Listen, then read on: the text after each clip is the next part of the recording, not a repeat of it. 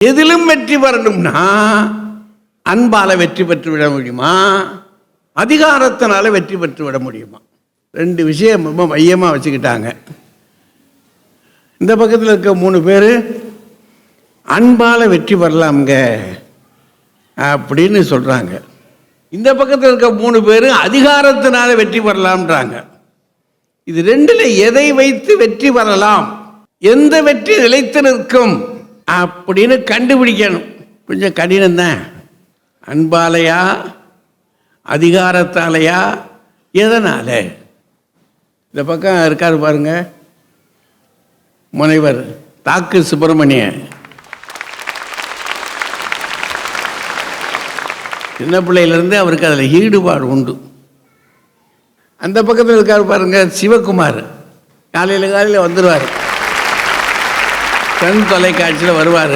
அவர் சொல்கிறாரு, அன்பால் தாங்க வீட்டம்மாக்கிட்டே அவர் வெற்றி பெறதே அன்பால் தானா.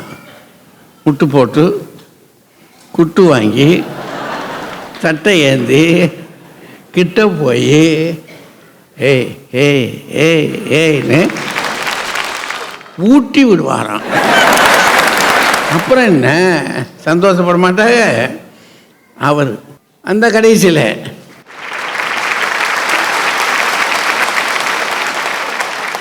அவங்க பாரதி பாஸ்கர் தெரியுதா, அவங்க சொல்கிறாங்க, தானுங்க அன்பு தாங்க, அன்பு தான் எல்லா வகையிலையும், வீட்டில் இருந்தாலும் சரி, அலுவலகத்தில் இருந்தாலும் சரி, வெளியே எங்கே போனாலும் சரி, தேர்தலில் நின்றாலும் சரி. இந்த பக்கத்தில் அண்ணே நம்ம திருவாரூர்காரில் அவர் இந்த அன்பெல்லாம் நடக்காதியா, அதிகாரம்தான், மயிலே மயிலே இறகு போடுனா கதை நடக்குமா, அதனால அதிகாரம்தான் அவர். அந்த அங்கே இருக்கு பாருங்க தெய்வான,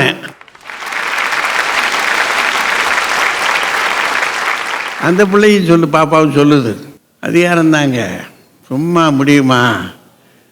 வீட்டுக்காரர் தினசரி பிந்தி வர்றார். இப்போ கல்யாணம் ஆகலை, அதை சொல்லிவிடணும்ல.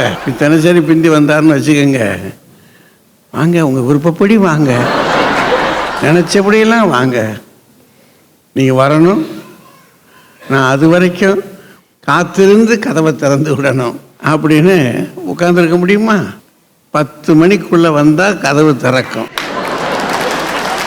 இல்லைன்னா ரோட்டில் படுத்து கிடக்கணும். காலையில் நீ வந்தாலும் சரி வராட்டியும் சரி. அவங்க அங்கே ராஜா,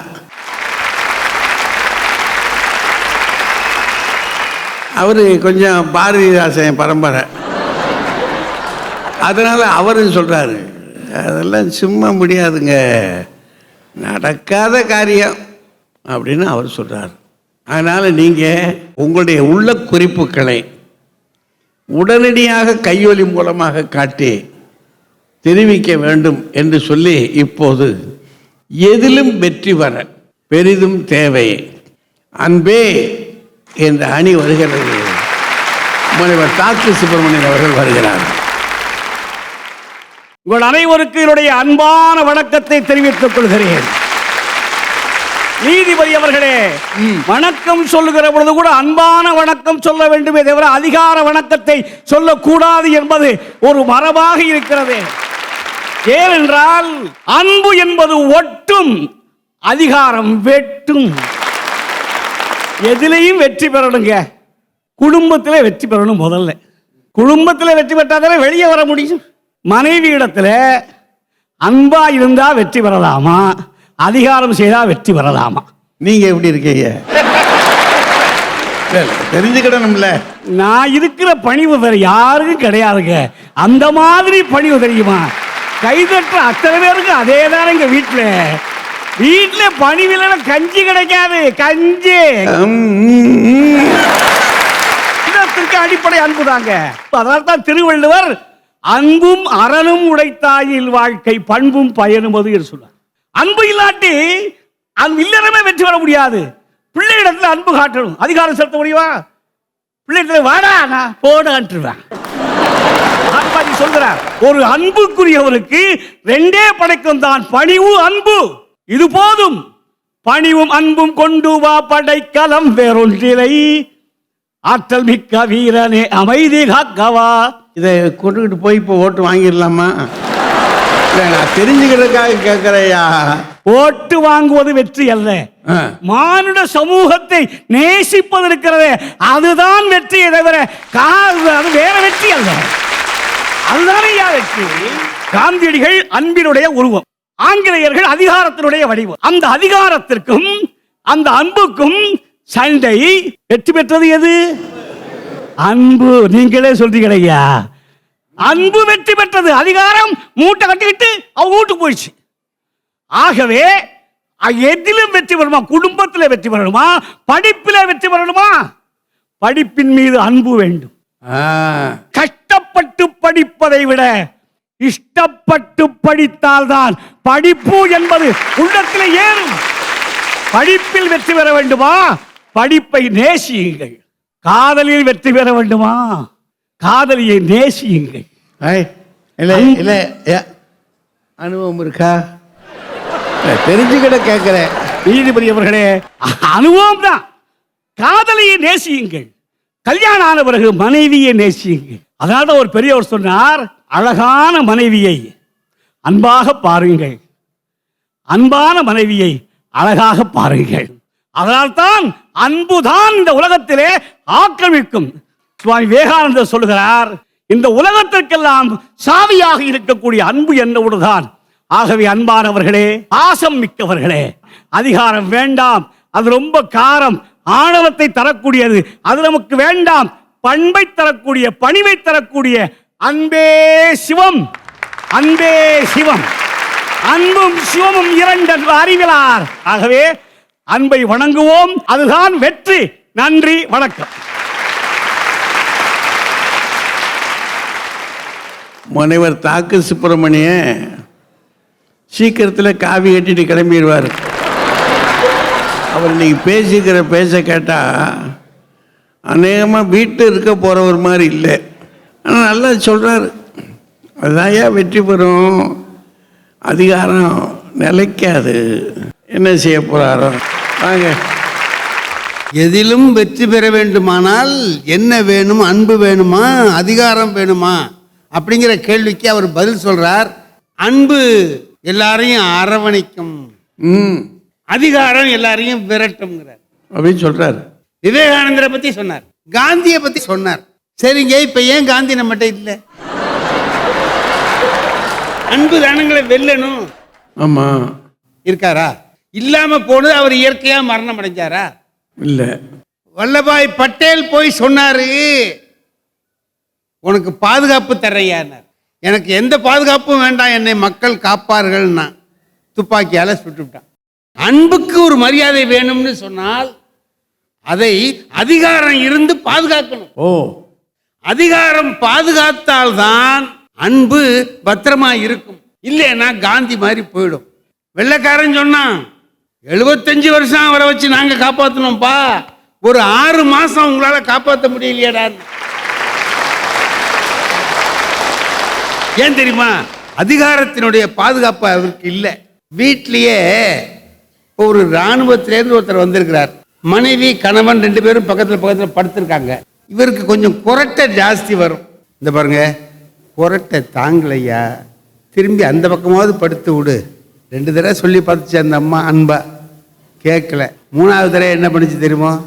ரைட் அபவுட் டர்ன் அப்படின்னுச்சு. தபான்னு தெரியப்பட்ட. பொய் சொல்லக்கூடாது அப்படிங்கிறது ஒரு நல்ல நீதி தானே. பொய் சொல்லாதேங்கிறத எவ்வளவு பேர் அன்பா சொல்லியிருக்காங்க. நான் கேட்கணுமா இல்லையா? நானே என்ன பண்றேன், ஒரு தடவை இந்த முடி வெட்டிக்கிறது ரொம்ப கஷ்டமா இருக்குன்னு சொல்லிவிட்டு நானா கொஞ்சம் வேலை பார்த்தேன். இது போய் அங்கே போய் உட்காந்து 2 மணி நேரம் 3 மணி நேரம் காத்துக்கிட்டு இருக்க வேண்டியதா இருக்கேன்னு அப்படி இப்படி வெட்டினேன்.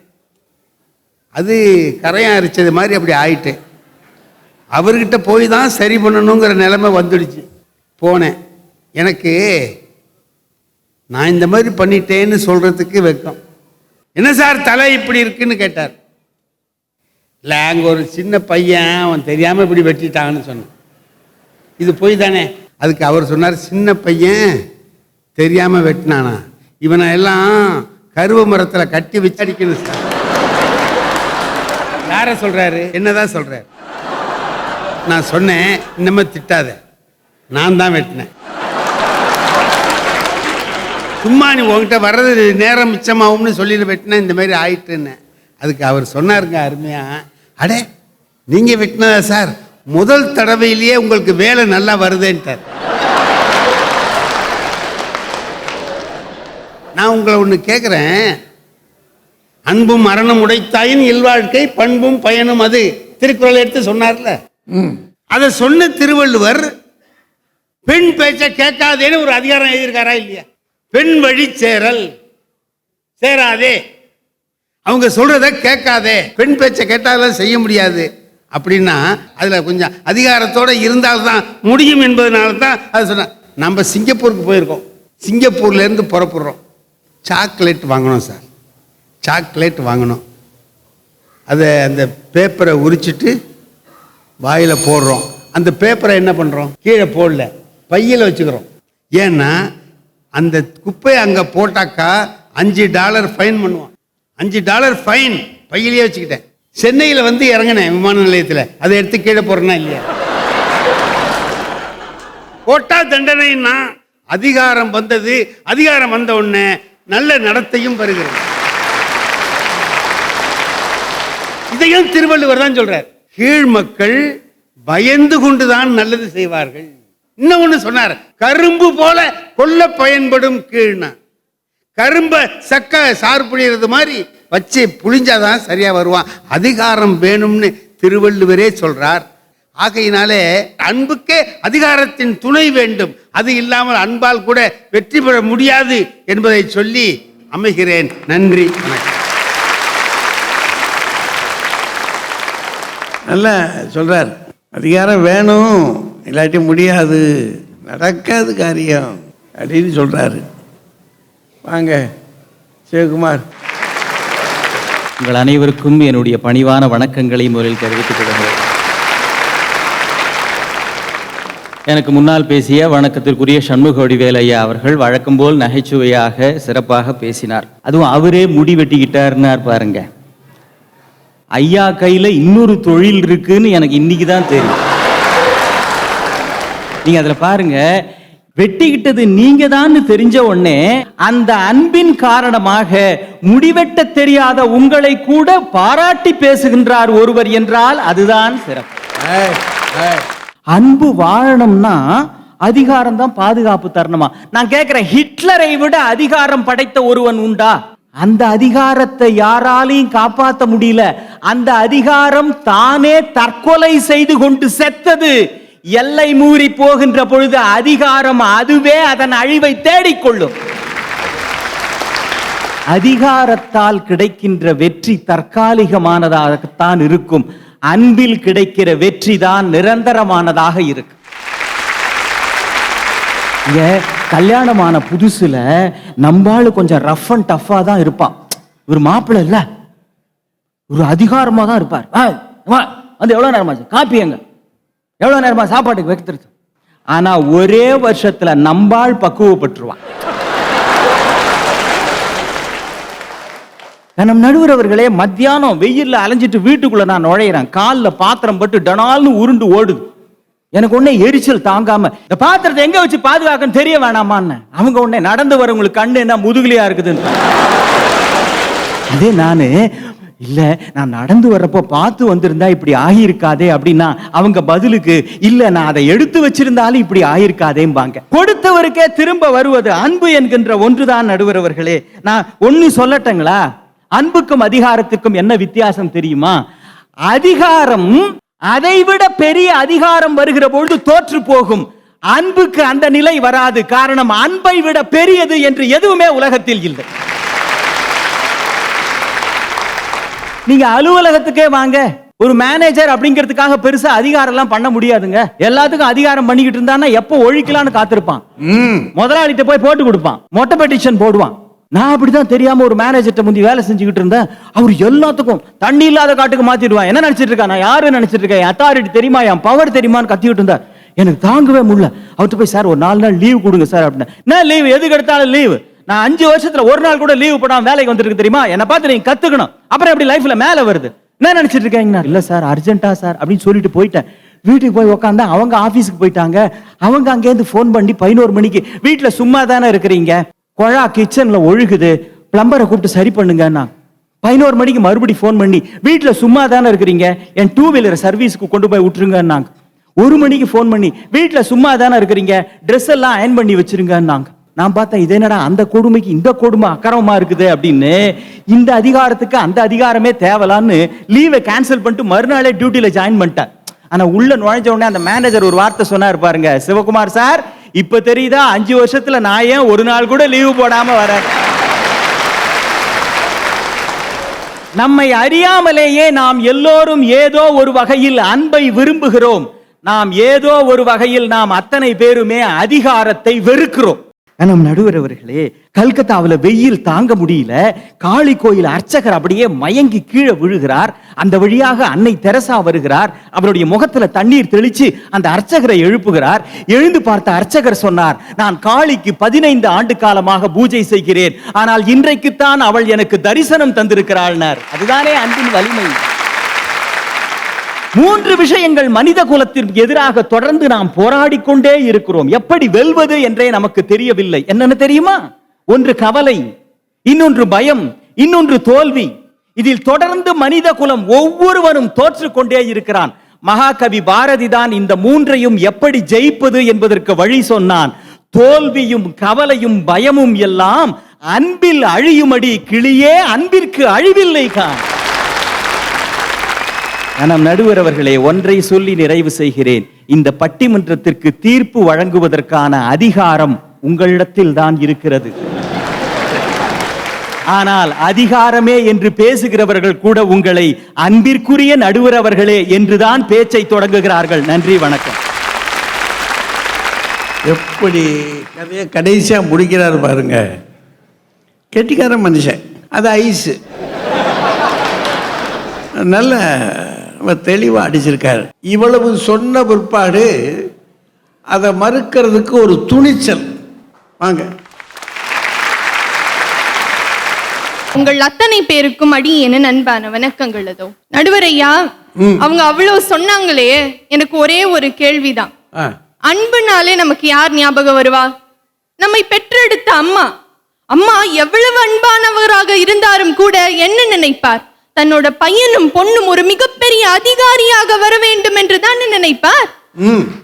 அதிகாரின்னு ஒரு வார்த்தை இருக்கு, யாரும் அன்பாளியாக வர வேண்டும் என்று நினைத்ததில்லையே. இப்ப சமீபத்துல என்ன நடந்தது? கூகுள் சிஇஓவா சுந்தர் பிச்சையை அறிவித்தார்கள். யோசித்து பாருங்க, இன்னைக்கு அவங்க அந்த பொறுப்பிற்கு வந்த பிறகு அந்நிய நாட்டு கம்பெனியில் அதிகாரத்தின் உச்சிக்கு ஒரு இந்தியனும் ஒரு தமிழனும் சென்றதற்காக அத்தனை ஊடகங்களும் ஒரு பேட்டிக்காக காத்து கொண்டிருக்கின்றார்களே. அதிகாரத்திற்கு வந்தால் வெற்றி பெறலாம் என்பதையும் தாண்டி அதிகாரத்திற்கு வந்தவர்களை வெற்றியாளர்களாக கொண்டாடுகின்ற சமுதாயம் இது. நடுவு அவர் ஐயா சொன்னாரு, குடும்பம் என்றாலே பாசம் தானே. ஐயா ஒன்னே ஒண்ணுதான். ஒரு நாள் வீட்டுக்கு போய், மா பாசத்தோட வந்திருக்கேமா, 5 நிமிஷம் கழிச்சு கதவு திறக்கும். மா அன்போட வந்திருக்கேமா, 10 நிமிஷம் கழிச்சு கதவு திறக்கும். மா ப்ரமோஷன் வாங்கிட்டு வந்துட்டேமா அப்படின்னா உடனே வந்து கதவு தந்து ஒட்டுமொத்த குடும்பம் வந்து நிக்குதா இல்லையா? அதுதான் அதிகாரம்.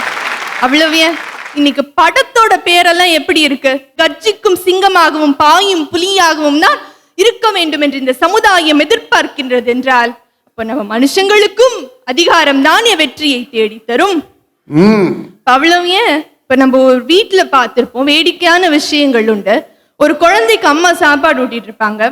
கொஞ்ச நாள் கெஞ்ச நாள் மதிக்காத அந்த பிள்ளை, அதே இது பாரு பூச்சாண்டி வந்துருவான், புள்ள பிடிக்கிறவன் வந்துருவான், சாப்பிடுறியா இல்லையா அப்படின்னா அடுத்த நிமிஷம் எல்லாம் வாய்க்குள்ள போதா இல்லையா? இப்ப பையங்களை அப்படி சொல்லாதம்மா, இனி சொல்ல முடியாது. ஏன்னா அவங்க டிவி பாக்குறாங்க. அவங்க உனக்கு சொல்லுவாங்க பூச்சாண்டி வந்துருவாங்க. நடுவர் அவர்களே யோசித்து பாருங்க, இன்னைக்கு இன்டர்வியூல எப்படி வேலை கொடுக்கிறார்கள்? ஆளுமை இருக்கக்கூடிய மனிதர்கள், அதிகாரம் படைத்தவர்களுக்கு தான் வேலை கிடைக்கின்றது. ப்ரமோஷனும் அப்படிதான் வருது. அதனாலதான் MBAன்னு ஒரு கோர்ஸ் இருக்கா இல்லையா? அதிகாரம் தான் வெற்றியை தரும் என்பதற்காக அதை ஒரு கோர்ஸாவே வச்சு நடத்துறாங்கல்ல. ஆனா மாஸ்டர் ஆஃப் கைண்ட்னஸ்னு எங்காவது ஒரு கோர்ஸ் இருக்கா? அன்பும் மரணும் உடைத்தாயின் ஒரு திருக்குறள் சொன்னாரா இல்லையா? ஆனா என்னோட கேள்வி என்னன்னா, ஐயா திருவள்ளுவர் அன்பை கூட ஒரு அதிகாரமாகத்தானே வைத்தார். இப்ப பாருங்க, அந்த காலத்துல இருந்தே அதிகாரம் மட்டும் தான் செல்லுபடி ஆகும் என்பது திருவள்ளுவருக்கே தெரிந்திருக்கின்ற ஒரு விஷயம். அன்பே உருவான பெண்மை கூட இன்னைக்கு என்ன யோசிக்குது? வீட்டு அதிகாரத்தை தாண்டி சமுதாயத்திலும் எங்களுக்கு அதிகாரம் வேண்டும் என்று யோசிக்கிற காரணத்தினால தானே, அன்பை மட்டும் வச்சு வெற்றி பெற முடியாதுன்னு யோசிக்கிற காரணத்தினால தானே இன்னைக்கு 33% வேண்டும் என்று பெண்கள் கேட்டுக்கொண்டிருக்கின்றார்கள். அப்ப இன்னைக்கு அன்பான பெண்கள் கூட இதுவே என் கட்டளையே சாசனைன்ற ரேஞ்சுக்கு இன்னைக்கு எகிரி குதிச்சிட்டு இருக்காங்க. இது அவங்க 2 பேருக்கும் புரியலனா கூட பரவாயில்ல, புதுமை பெண்ணான பாரதி அக்காவுக்கும் புரியாமல் போனதே. அவர்கள் காந்தியை பத்தி நிறைய சொன்னார். ஆனால் மகாத்மா காந்தியடிகள் 1921 வெளிவந்த யங் இந்தியா அப்படின்ற பத்திரிகையில காந்தி எழுதுகிறார், எனக்கு மட்டும் ஒரு சர்வாதிகாரிக்கு இருக்கக்கூடிய அதிகாரம் இருந்திருந்தால் சிறுவர்கள் எல்லாம் படிக்கக்கூடிய அந்த அந்நிய கல்வியை ஒழித்திருப்பேன், தாய்மொழி கல்வியை கொண்டு வந்திருப்பேன், ஏனென்றால் இது உடனே நடக்க வேண்டிய விஷயம் என்று மகாத்மா காந்தியடிகள் எழுதியிருக்கின்றார். அன்பே வடிவமான காந்தி கூட உடனடி வெற்றி வேண்டும், உடனடி மாற்றம் வேண்டும் என்றால் அதிகாரத்தை தானே நாடி இருக்கின்றார். அவரே சொல்லிட்டாரா? நான் இறுதியாக ஒன்றை சொல்லி நிறைவு செய்கின்றேன். அன்புக்கு நல்ல பேர் கிடைக்கும் நடுவர் அவர்களே, ஆனால் அதிகாரத்திற்கு மட்டும்தான் வெற்றி கிடைக்கும். அதனால் நல்ல பேர் அவங்க எடுத்துக்கட்டும், வெற்றியை மட்டும் இந்த அணிக்கு கொடுத்து விடுங்கள் நடுவர் ஐயா. எனவே தீர்ப்புன்னு தான் ஞாபகம் வருது. ஆட்சி புரிபவர்கள் தான் தீர்ப்பு கொடுப்பார்கள், அன்பா இருக்கிறவங்க ஃப்ரீ அட்வைஸ் தான் கொடுப்பாங்க. அதனால் இப்பொழுது ஆட்சி புரிபவர் நீங்களும் எங்களுடைய கட்சி தான் நடுவர் ஐயா. அதனால் வெற்றியையும் அதிகாரத்திற்கே கொடுத்தவர்கள் என்று சொல்லி நல்ல வாய்ப்பிற்கு நன்றி கூடி விடைபெறுகிறேன். நன்றி.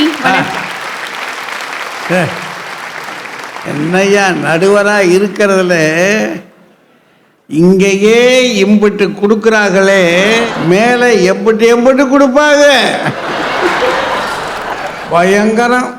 நல்லா பேசுறாங்க. பரவாயில்ல.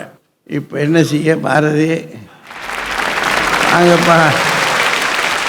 அரங்கெல்லாம் நிறைந்திருக்கின்ற அன்பு தமிழ் நெஞ்சங்களே, அத்தனை பேருக்கும் என்னுடைய மிக பணிவான வணக்கங்கள். என் தங்கை தெய்வானை பேசுகிற போது அவ்வளவு பெருமையா இருந்தது, சந்தோஷமா இருந்தது. ஆனா தெய்வானைக்கு ஒரே ஒரு விஷயம், அவங்க வீட்டுல யாராவது உறவுக்காரங்க வராங்கன்னாக்கா தெய்வானை எப்படி அறிமுகப்படுத்துவாங்க? கல்யாணத்துக்கு பொண்ணு கேட்டு வராங்கன்னு வைங்களேன், எப்படி அறிமுகம்? அதிகாரம் கொண்ட ஒரு பெண் ஓடி போயிருவான். அன்பான பொண்ணுங்க, மரியாதையான பொண்ணுன்னு தான் தெய்வானை அறிமுகப்படுத்த முடியும். ஏனென்றால் அதுதான் தெய்வானையினுடைய உண்மையான அடையாளம். தெய்வானை சொல்றாங்க, பிள்ளைக்கு சாப்பாடு ஊட்டும் போது பூச்சாண்டி வரான், ஒத்த கண்ண வரான், தூணு துப்பிரும். உண்மையிலேயே பிள்ளை சாப்பிடணும்னு நினைச்சேன், அன்போட சமையலை நல்லா செஞ்சா போறோம், தானா சாப்பிட்டுரும். அது தெய்வானை பேச ஆரம்பிக்கிற போது சொன்னார், கூகுள் நிறுவனம் சுந்தர் பிச்சையை தலைவராக தேர்ந்தெடுத்திருக்கிறது, எந்த நியூஸையுமே கரெக்டா படிக்கணும். சுந்தர் பிச்சை ஒருவர் தான், அவருக்கு மேல இருக்கிற பாசஸ் கூடவும் சரி, கீழே இருக்கிற சபார்டினேட்ஸ் கூடவும் சரி, எல்லாரோடையும் ஒரே மாதிரி அன்பா பழகிறதால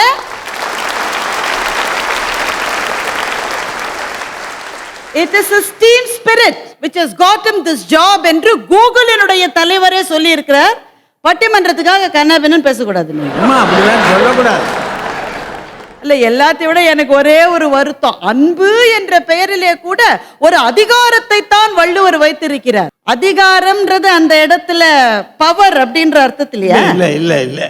அதிகாரம்னா பகுப்பு. உண்மையில் சொல்ல போனால் இந்த பகுப்பு வள்ளுவர் வைத்ததே இல்லை, பின்னால் வருகிறவர்கள் வைத்தது. காந்தியே கூட எனக்கு மாத்திரம் அதிகாரம் இருந்தால் அப்படின்னு எழுதிட்டாரு என்று தெய்வானை சொன்னார். அது உண்மை. எனக்கு மாத்திரம் அதிகாரம் இருந்தால் என்று காந்தி சொன்னது அந்த விஷயத்தை உடனடியாக நிறைவேற்றி விட வேண்டும் என்ற வேகத்தாலே தவிர அதிகாரம் தனக்கு வேண்டும் என்று ஒரு நாளும் நினைத்தவர் அல்ல காந்தி. ஒரு விஷயம் சொல்லட்டுமா தெய்வானே உங்களுக்கு? லண்டன்ல பார்லிமெண்ட் ஸ்கொயர்னு ஒரு இடம் இருக்கு. உலக தலைவர்கள் எத்தனையோ பேரினுடைய சிலைகள் இருக்கின்றன. அந்த இடத்திலே காந்தியினுடைய சிலையும் இருக்கின்றது. ஒரு பதவியில கூட இல்லாத ஒரு ஆளுக்கு அங்கே சிலை இருக்கிறது என்றால் அது காந்தி ஒருவருக்காக வைக்கப்பட்ட சிலை. அந்த இடத்துக்கு போற உலக டூரிஸ்ட் எல்லாரும் வின்ஸ்டன் சர்ச்சிலோட செல்ஃபி எடுத்துப்பாங்க. காந்தியை பார்த்து கையை கூப்பி வணங்கிட்டு போவாங்க. அதுதான் காந்தியினுடைய வெற்றி. அவங்களுக்கு முன்னாடி எங்க ஐயா பேசினாரு. சிங்கப்பூர்ல இருந்து ஒரு குப்பையை தொலைக்காம எடுத்துட்டு வந்திருக்காரு. நாங்கள்லாம் கழுது பாஸ்போர்ட்டையும் தொலைச்சிடறோம். அப்பப்ப அவர் சொல்றாரு, சிங்கப்பூர்ல குப்பையை போட்டா எங்களுக்கு $5 அபராதம். எவ்வளவு வெள்ளி அபராதம் அங்க. அதிகாரத்தினால் அங்கே சுத்தம் கடைபிடிக்கப்படுகிறது. நம்ம ஊர்ல சுத்தம் இல்லைன்றாரு. நம்ம ஊர் தமிழ்நாட்டுல இருக்கிற எல்லா பஸ் ஸ்டாப்பையும் நீங்க பாத்திருப்பீங்க. பஸ் ஸ்டாண்ட் எல்லாம் எப்படி இருக்குன்னு உங்களுக்கு தெரியும். இந்த வத்தலகுண்டுன்ற ஊர்ல மாத்திரம் குப்பையே இல்லாம அந்த பஸ் ஸ்டாண்ட் வந்து அவ்வளவு நல்லா இருக்கு. எப்படிங்க? எந்த அதிகாரத்தினால்? ஒண்ணுமே கிடையாது. மனநிலை பாதிக்கப்பட்ட ஒரு சகோதரர் அந்த வத்தலகுண்டு பஸ் ஸ்டாப்ல சும்மா சுத்தி திரியறார். ஒரே ஒரு நாள் யாரோ வந்து கிளீன் பண்ணிட்டு போயிட்டாங்க. நம்ம ஊர்ல ஒரு நாள் வருவாங்க, அதுக்கப்புறமா 9 மாசம் வர மாட்டாங்க. அந்த ஒரு நாள் யாரோ கிளீன் பண்ணதை பார்த்த உடனே அந்த மனநிலை பிறண்ட அந்த சகோதரருக்கு ஒரு ஒரு ஒரு எழுச்சி. அதுல இருந்து அந்த குப்பை தொட்டியை வச்சுக்கிட்டு யார் குப்பையை கீழே போட்டாலும் அந்த குப்பை தொட்டியில எடுத்து போட்டுறாரு. இந்த ஜனங்க கொஞ்ச நாள் பார்த்தாங்க, பைத்தியக்காரன் பைத்தியக்காரன் தான் முதல்ல சொன்னாங்க. ஆனா போக போக அவங்க மனசுல ஒரு உணர்வு. மனநிலை பாதிக்கப்பட்ட ஒரு சகோதரரே சுத்தத்துக்காக இவ்வளவு உழைக்கிற போது நாங்கள் ஏன் உழைக்க கூடாது என்று அந்த ஊர் மக்கள் நினைத்தார்கள். இது மனநிலை சரியில்லாதவர் என்று நாம் நினைக்கின்ற ஒரு சகோதரனுடைய ஆத்மார்த்தமான உழைப்பினால் வந்தது. ஐயா பேசுற போது ஆரம்பத்துல சொன்னாங்க, காந்திக்கு என்ன ஆச்சு? காந்தி செத்துட்டாரா அப்படின்னு ஆச்சரியமா கேட்கிற மாதிரி. என்றாவது ஒரு நாள் அந்த மரணம் நிகழ்ந்திருக்கத்தான் வேண்டும். ஆனால் காந்தியினுடைய மரணம் காந்தியத்தினுடைய மரணமாகிவிட்டதா? இல்ல. காந்தி புதைக்கப்படவில்லை, அவர் விதைக்கப்பட்டிருக்கிறார் என்று நாம் சொல்லுகிறோம். காந்தி சமாதி இருக்கே, அங்கே அவருடைய உடல் புதைக்கப்படவில்லை, அது விதைக்கப்பட்டிருக்கிறது. அங்கிருந்துதான் நெல்சன் மண்டேலாவிலிருந்து ஆரம்பித்து எத்தனையோ உலக தலைவர்கள் காந்தியின் பாதையை இன்னமும் தொடர்ந்து கொண்டிருக்கிறார்கள் என்றால் காந்திக்கு மரணமே கிடையாது. அதிகாரம் இருக்கிறதே, அல்ல என்ன பிரச்சனை தெரியுமா? அதிகாரத்தில் மேல மேல மேல போறவன் என்னைக்காவது ஒரு கணமாவது சந்தோஷமாக இருந்ததாக வரலாற்றில் எங்கேயாவது பதிக்கப்பட்டிருக்கிறதா? சந்தேகங்கள். என்ன சந்தேகம்? காலில் விழுறவன் காலில் தான் விழுறானா, கால வார போறானான்னு சந்தேகம். அதிகாரம் எப்போ கூட்டமா தான் இருக்கும். ஆனால் அன்புக்கு கூட்டமே தேவையில்லை. அது தனியாக நிற்கக்கூடிய ஆன்ம வல்லமை அன்புக்குத்தான் உண்டு. ஐயாவுக்கு ஒரு நிகழ்ச்சியை நான் ஞாபகப்படுத்த விரும்புறேன். நாங்க டெல்லியில எங்களுடைய பட்டிமன்றம் ஒரு முறை நடந்த போது எங்க பட்டிமன்ற குழுவில் இருக்கிற நாங்க எல்லாரும் அப்போது ஜனாதிபதியாக இருந்தவரை சந்திப்பதற்காக போயிருந்தோம்.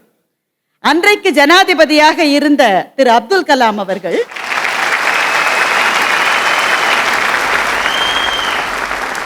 அன்னைக்கு பதவியில இருந்தார், மறந்துடாதீங்க. இந்தியாவிலேயே உச்சகட்ட பதவி அதுதான். அந்த பதவியிலே இருந்த அவர் அப்போது ஒரு பதவியிலும் இல்லாத எங்களுடைய நடுவர் ஐயா நடந்து வருகிற போது எழுந்து நின்று கை கூப்பி தமிழே வருக என்று சொன்னார்.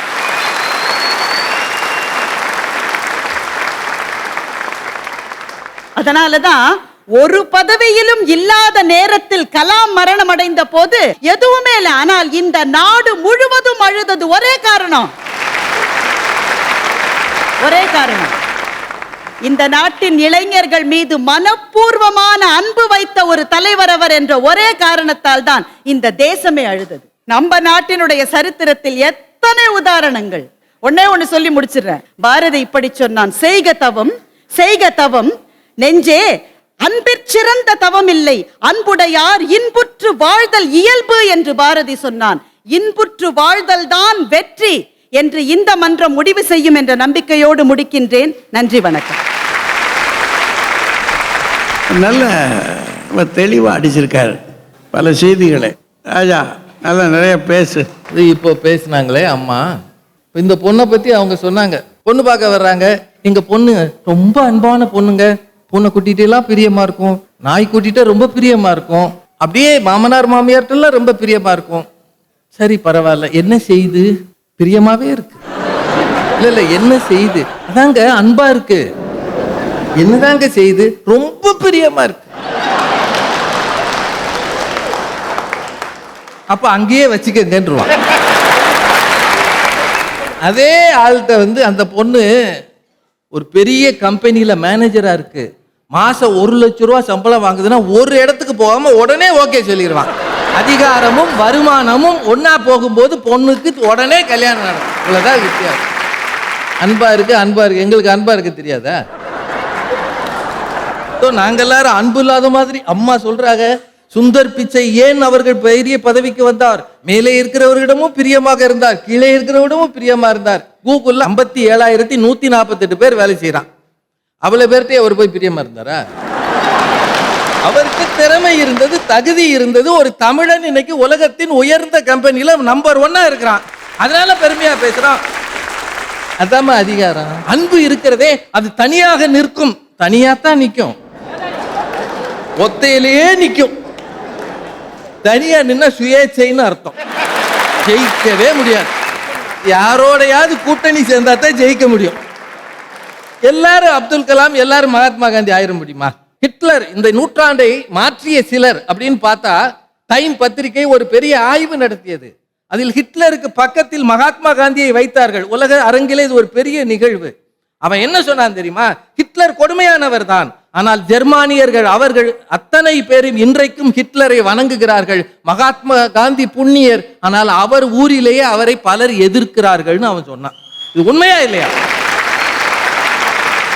அன்பு காட்டினால் வீட்டில் சந்தோஷம்னு அவங்க சொல்றாங்க. இது ஆரம்பத்தில் அப்படித்தான் இருக்கும்.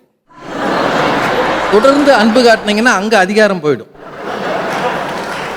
தொடர்ந்து நீங்க மனைவியிட்ட அன்பு காட்டினீங்கன்னா அந்தமா அதிகாரி ஆயிடும். அப்புறம் என்ன, நான் அன்பாக பேசுகிறேன், வெளியே நில்லுங்க கொஞ்ச நேரம். இல்லை, நான் அன்பாகவே இருக்கிறேன். பூ வருதான் பாருங்க.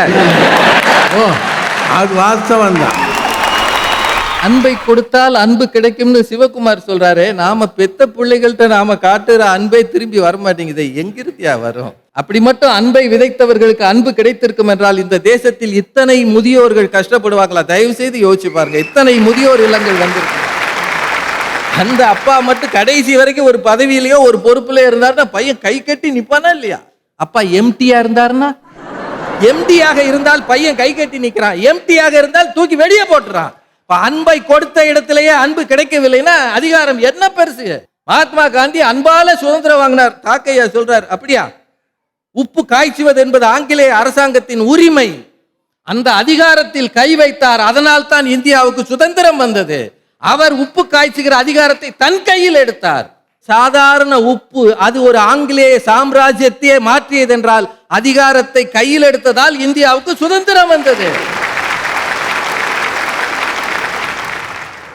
காதலில் வெற்றி பெற காதலியிடம் அன்பு காட்டுங்கள். அன்பு காட்டுறதாயா காதல்? ஒண்ணு மட்டும் ஞாபகம் வச்சுக்கோங்க, காதலியோட அண்ணனோ அப்பாவோ பெரிய அதிகாரத்துல இல்லைன்னா காதல் பண்ணுங்க. அவன் மட்டும் ஒரு அதிகாரத்துல இருக்கிறவனா இருந்தானா நீங்க 1000 தான் அன்பு காட்டினாலும் காதலிட்ட காட்டலாம், காதலிட்ட அண்ணங்கிட்ட காட்ட முடியுமா? அட்ரஸ் இல்லாம ஆக்கிடுவாங்க. அதிகாரம் பேரை சொன்னாலே ஜெயிக்கும் சார். எல்லா பயிலும் ஒரு எங்க ஏரியால கல்யாணம் முடிஞ்சு அந்த ஈவினிங்ல சும்மா ஒரு கூட்டமா உட்காந்து சீட்டு விளையாடிட்டு இருக்காங்க. தொலைவில் ஒரு காக்கி சட்டை வர மாதிரி தெரியுது, ஷூ சத்தம் கேட்கறது. ஒருத்தர் இப்படி எட்டி பார்த்தான், என்ன சீட்டு விளையாடுறது, போலீஸ் வந்த பிடிச்சிக்கணும். எட்டி பார்த்தவன், டேய் இன்ஸ்பெக்டரா அப்படின்னா. அவ்வளவுதான், அந்த சமுக்காலத்தையே தூக்கிட்டு அம்புடி பேர்ல திடுத்துட்டு உள்ள ஓடி போயிட்டாங்க. கிட்ட வந்து பார்த்தா அது பஸ்ல இருக்கிற செக்கிங் இன்ஸ்பெக்டர். ஒரு பேர் இன்ஸ்பெக்டர், தாசில்தார், கலெக்டர். சார் அதிகாரத்தை அவங்க சொல்றாரு, அன்பான வணக்கம் தானே சொல்றோம், அன்பான வணக்கம் நான் சொல்றோம். யாரிடம் அதிகாரம் இருக்கிறதோ அவருக்குத்தான் இந்த சமூகம் வணக்கமே போடுகிறது. சரி, ஒரே ஒரு செய்தி மட்டும். ஒருத்தன் குற்றவாளியா இருக்கிறான், அவன்கிட்ட இருந்து செய்தியை வரவழைக்கணும். அதுக்கு அன்பு வேணுமா அதிகாரம் வேணுமா? உனக்கு பிரியாணியா வாங்கி தரேன். சும்மா சாப்பிட்டுட்டு ஜாலியா இரு. என்ன நடந்ததுன்னா அப்புறம் என்ன நம்ம என்ன செய்வோம்னு கேட்க ஆரம்பிச்சிருவான். ஒரே ஒரு அப்பு கதறிக்கிட்டு சொல்வானா இல்லையா? வேற ஒண்ணு வேணாங்க. இப்ப நடந்தது ஹெல்மெட் போடுங்கன்னு எல்லாரும் அன்பா சொன்னாங்கல்ல, நம்ம போட்டோமா? ஹைகோர்ட் ஒரே ஒரு வரி சொல்லுச்சு, போடாதவனு தூக்கி 500 ரூபாய் ஃபைன் போடு, 100 ரூபாய் ஃபைன் போடு. சத்தம்லாம் அது வரைக்கும் அங்க பாக்குறான். ஒரு தொப்பி தெரிஞ்சா கப்புன்னு எடுத்து தொப்பியை போடுறான். ஏன்னா அதிகாரம் என்பது எல்லா காலத்திலும் செங்கோல் அப்படின்னான்ல, அதுதான் நிற்கும். அதிகாரம் தான் நல்லதுன்னு நான் சொல்லல. எது ஜெயிக்கும்? ஒரே ஒரு வரியில சொல்றேன். உங்களுக்கு ஒரு ஆபீஸ்ல ஒரு வேலை நடக்கணும். நீங்க போய் தினம் அன்பா பேசி பாருங்க, 3 மாசம் ஆனாலும் வேலை ஆகாது. ஒரே ஒரு ஆளை பிடிங்க, அங்க பெரிய ஆள் பதவியில் இருக்கிறவர், அவர் உங்களுக்கு வேண்டியவர் அப்படின்னு ஆயிடுச்சுன்னா எப்படி வேணாலும் நீங்க அவரை வேண்டியவர் ஆக்கிடலாம். ஆன பிறகு 5 நிமிஷத்துல வேலை நடக்குதான்னு பாருங்க. இந்த ஊர்ல அதிகாரத்தையே விலைக்கு வாங்குகிற அளவு வசதிகள் வந்த பிறகு அதிகாரம் தானேயா ஜெயிக்கும்? அதிகார வேட்கை உள்ள காலத்தில் அதிகாரமே ஜெயிக்கும், அன்பு பின்னுக்கு நிற்கும் என்று சொல்லி வணங்கி விடைபெறுகிறேன். நன்றி, வணக்கம். பெரியவர்களே, 6 அறிஞர்கள் மிகச் சிறப்பான வாதம் பண்ணியிருக்கிறாங்க. அன்பு என்பது அதை நேர பார்க்க முடியாது. அதிகாரம் என்பது வேடம் தரித்துத்தான் வெளிப்படும். அன்பு வேடம் தரிக்காது. முதல்ல அதை மட்டும் வச்சுக்கோங்க. அதோட கூட இப்ப நம்ம என்ன பார்க்க போறோம்? வெற்றி பெறணும்னு சொல்றோம். வெல்லுவது எதனால வெல்லுவது அப்படின்னா, அன்றைக்கு உடல் வலிமையில தான் வெற்றி பெற்றிருக்கிறான், ஆயுதங்கள் தான் வெற்றி பெற்றிருக்கிறது. இவற்றையெல்லாம் ஒழிக்க வேண்டும் என்பதற்காகத்தான் நம்ம என்ன செஞ்சோம்? ஜனநாயகத்தை கொண்டு வர வேண்டும் என்று பாடுபட்டோம். உள்ளபடியே இந்த பாரத தேசம் சுதந்திரம் பெற்றால் தான் இந்த நாடு எழும் என்றால், அதை சுதந்திரம் பெறுவதற்கு காந்தி அவரு உள்ளபடியே மனிதனிடத்தை போய் பார்க்கணும்னு நினைச்சார். லண்டன்ல போய் படிச்சுட்டு வந்த மனுஷன், அந்த ஆளு உங்கள் மீதும் என் மீதும் வைத்திருந்த அன்பு காரணமாக இந்த நாட்டின் ஏழை மனிதர்கள் மீது இவர்கள் உடுத்தாமல் இருக்கிற பொழுது எனக்கு என்ன ஆடை? அது காரணம் என்ன? தாய் ஓராடையை வைத்துக்கொண்டு மற்ற ஆடைகளை எல்லாம் தன் பிள்ளைகளுக்கு அள்ளி கொடுப்பதைப் போல தான் ஏழையாகவே வாழ்ந்து காட்ட வேண்டும் என்று எண்ணி எளியார்க்கு எளியவனாக மாறிய அந்த தோற்றம் இருக்கு பாருங்க. அந்த எளிய காந்தி தான் எங்க போறாரு? கடைக்கோடி வரை போறார். நீங்க டைய கட்டிக்கிட்டு கோட்டை போட்டுக்கிட்டு வீதிக்குள்ள போயிருந்தார்னா இல்லையா, வெற்றி பெற்றிருக்க முடியாதியா. வெற்றி அப்படின்னா உள்ளங்களை கொள்ளை கொள்ளுவது, அதே வெற்றி ஆச்சுங்களா? இதை வச்சுக்கிட்டீங்கன்னா முதல்ல உங்களுக்கு வெற்றி எதுன்னு தெரிஞ்சு போயிடும். நம்ம வீட்டுக்குள்ளே வந்து பார்த்துருவோம். இப்போ இப்படித்தானே போகணும். வீட்டில் மனைவி இடத்துல நாம் காட்டுகிற அன்பு இருக்கு பாருங்க. நான் அன்பு காட்டுகிறேன் என்று தெரிந்த அளவிலேயே அவள் தோற்று போனாள். நான் அதிகாரம் பண்ண ஆரம்பித்தால் அவள் திமிர்ந்து நிற்பாள். என்ன செய்ய முடியும்? ஆக மனைவியை வெற்றி கொள்வதற்கு, அவளுடைய மனத்தை கவருவதற்கு அடிப்படை அதிகாரம் அல்ல, அன்புதான். எதிலும்னு போட்டிருக்கோம்ல. இப்ப பையன்கிட்ட அவனை உட்கார வச்சு அல்லது அவளை பிள்ளைய உட்கார வச்சுட்டே, ஐயா நம்முடைய பொருளாதார தரம் இதுதான், இதுல நாம் இப்படித்தான் இருக்கணும். என்னுடைய கனவெல்லாம் இப்போது யாரை பற்றி இருக்கு தெரியுமா? உங்களை பற்றி இருக்குடா. நீ மட்டும் எந்திரிச்சு நிமிர்ந்துட்டேனா ஐயா அப்படின்னு கணவனும் மனைவியுமாக உட்கார்ந்து ஒரு நிமிடம் கண்ணீர் சிந்தி பாருங்கள், உங்கள் பிள்ளை உட்கார்ந்துருவான். அது எதனால் வந்திருக்கு? நாம் அன்பாக இருந்தால், அதான் அவர் சொன்னார் இல்லையா, அன்பு அன்பைத்தான் பிறப்பிக்கும். அப்போ நம்ம குடும்பத்துக்குள்ளே வெற்றி பெற வேண்டும் என்று சொன்னால் அன்பை காட்டுவோம். சரி, சமூக வெளிக்கு வர்றோம். சமூக வெளியில எப்படியா இது சாத்தியமாகுமா?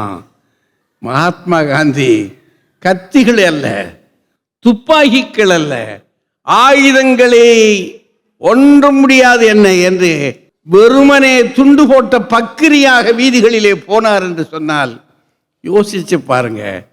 அழுதவர்கள் உண்டு, அடங்கியவர்கள் உண்டு. என்ன செய்ய விதி இந்த மண்ணை. அதற்கு பிறகு ஒரு மகாத்மா இல்லையே, என்ன செய்ய. ஆனாலும் கடைசியா சொன்னாங்க அவங்க, கலாம் ஐயா அவங்க வந்தபோது பாருங்க, மதுரை மருத்துவமனையில் போய் சராசரி மனிதனாக படுத்து கிடந்திருக்கிறார் ஐயா ஒரு பாயில. பதறி போனார்களாம் அந்த மருத்துவர்கள். மறுநாள் ஓடி போய், ஐயா என்ன இப்படி செய்து விட்டீர்கள் என்று கேட்டபோது, இல்லை இல்லை ஒன்றும் இல்லை, படுத்தது நல்லா எல்லாம் நல்லா செய்கிறீங்க, நீங்கள் எல்லாரையும் கவனிக்கிறீங்க, இங்கே நம்ம சொன்னபடியே நடக்குது அப்படின்னு சொல்லி ஒரு பெரும் தொகைக்கு உடனடியாக கையெழுத்திட்டு அவர் அங்கே கொடுத்துட்டு போயிருக்கார். யோசிச்சு பாருங்க, இவைகளெல்லாம் வைத்து பார்த்தால் அத்தனையிலும் உன் சகோதரன் மேல் வைக்கின்ற அன்பு இருக்கிறதே, அதுதான் மிகப்பெரிய மந்திரம், ஆண்டவனை வரைப்பிடிக்கிற மந்திரம். இவையெல்லாம் என்ன காட்டுகின்றன? அன்பு மட்டும் நமக்குள் இருந்து விட்டால் ஆண்டவனையே வெல்ல முடியும் என்று சொன்னால், பெரியவர்களே, மகாத்மா வழியிலே நாம் வந்தவர்கள். அவர் மறைந்து போக விடுவது நமக்கு வழக்கம் அல்ல. அவர் ஒரு நாளும் மறைய மாட்டார். அந்த ஆன்மீக வெளிச்சம்,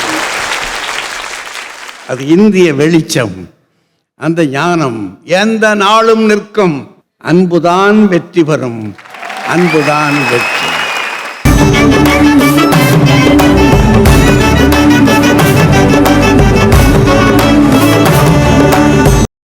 இன்னும் பல வீடியோக்களை காண சன் லைஃப் சேனலை சப்ஸ்கிரைப் பண்ணுங்க.